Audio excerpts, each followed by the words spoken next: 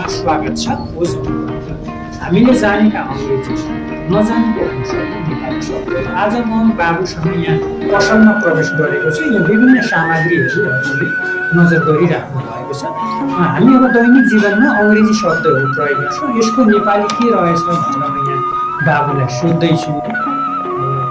यहाँ सुन्नुभयो नि बाहिर ट्र्याक्टरको आवाज आएको छ। ट्र्याक्टरलाई चाहिँ के भन्छ?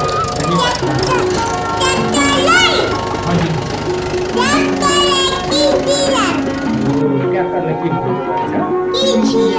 यस्तै गरी अब यहाँ डोजरको आवाज पनि आइरहेको छ। डोजरलाई चाहिँ के भन्नु? जेसिबीलाई चाहिँ के भन्नु रहेछ?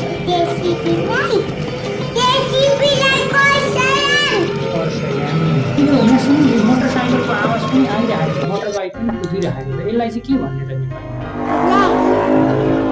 हजुर के भनिँदो रहेछ? घरबटे वाहन। यहाँ साइकल पनि कुदिरहेको छ नि, घन्टीको आवाज सुनिराखिएको छ होइन?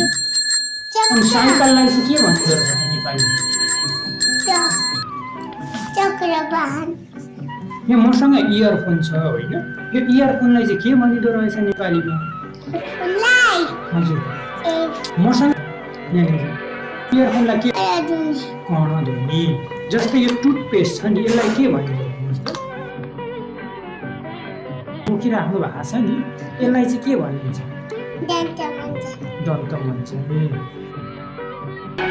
हस्, बाबुलाई धेरै धेरै धन्यवाद। सिकौँ सिकाउँ शब्दपूर्ण जिज्ञासु बनौँ। भाषा हाम्रो परिचय हो, गौरव हो। सम्पूर्ण विधालाई सम्मान गरौँ। यो भाग पूर्ण भएको छैन, म अर्को श्रृङ्खलामा पनि समेट्नेछु।